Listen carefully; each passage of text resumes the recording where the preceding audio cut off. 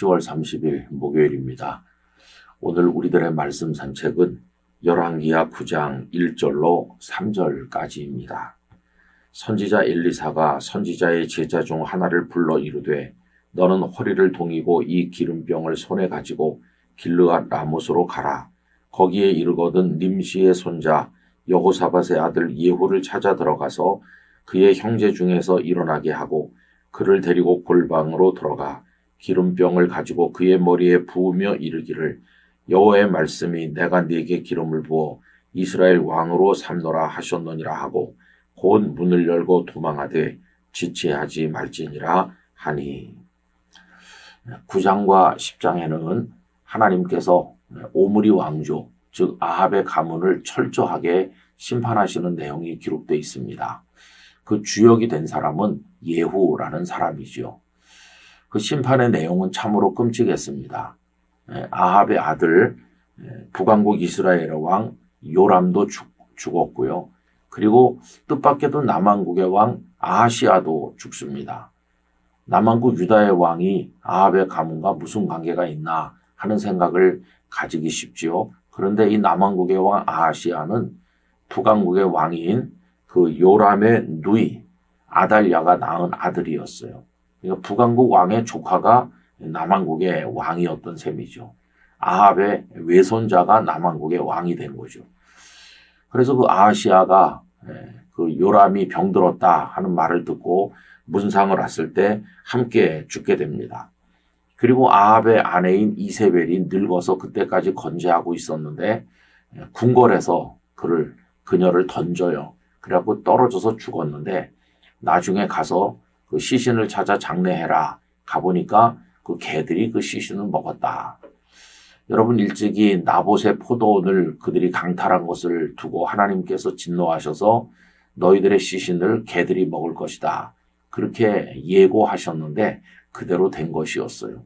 아합의 경우는 길르앗 라못에 전쟁을 하러 갔다 부상을 입었고 하루 종일 싸우다가 죽었는데 그 피가 병거에 고였고 그 병거를 연못에서 씻으니 개들이 와서 그물을 핥아먹었다고 그랬거든요. 그 남편도 그 아내도 개들에게 먹힐 거라고 하는 하나님의 진노가 이루어진 것을 보게 됩니다.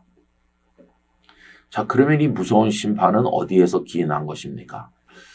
여러분 이 모든 심판을 주도한 사람이 예후라고 했는데 일찍이 엘리야 선지자가 호렙산 동굴에 있을 때 하나님께서는 엘리야에게 그 예후에게 기름을 부어서 이스라엘의 차기 왕이 되게 해라 이렇게 말씀했거든요. 이제 그거를 그 제자인 엘리사가 수행을 하는 것입니다. 그리고 엘리사는 그거를 본인이 직접 가서 하지는 않고 자신의 제자 중에 한 명을 불러서 너 기름병을 가지고 빨리 여호사밧의 아들 예후를 만나서 그에게 기름을 부어 이스라엘의 왕이 되게 해라. 그래서 이 선지자의 생도가 가서 예후에게 하나님의 뜻을 전한 것이고 그러자 예후는 사람들의 세력을 모아가지고 아합의 가문을 철저하게 심판하게 된 것이었습니다.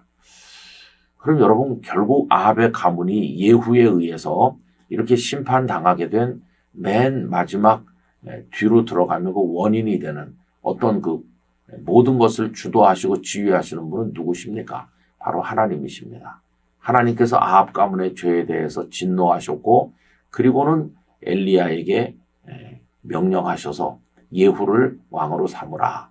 그래서 엘리사를 통해 그의 제자를 통해 그 뜻이 예후에게 전달되었고 예후는 하나님의 뜻을 받들어서 아합의 가문을 심판한 것입니다. 겉으로 드러나는 것은 예후가 하는 것처럼 보이지만 그 모든 일에 주도하시는 맨 출발점은 하나님이시다 하는 것입니다. 여러분 하나님의 뜻이 어떻게 결정되는가 하는 것은 두려운 것입니다. 하나님의 뜻이 어떻게 결정되는가에 따라서 그 결과가 전혀 다르기 때문입니다. 지금 하나님께서는 하늘에서 이 세상을 향해 어떤 뜻을 정하고 계실까요? 대한민국의 미래에 대해서, 이 세상의 미래에 대해서, 그리고 저와 우리의 남은 인생에 대해서 하나님께서는 어떤 뜻을 정하고 계실까요? 실로 두려운 일이 아닐 수가 없습니다. 오늘까지 하나님은 우리를 긍휼과 자비로 품어주셔서 살아왔는데 하나님의 뜻이 어떠한지에 따라서 결과는 다 달라질 것입니다.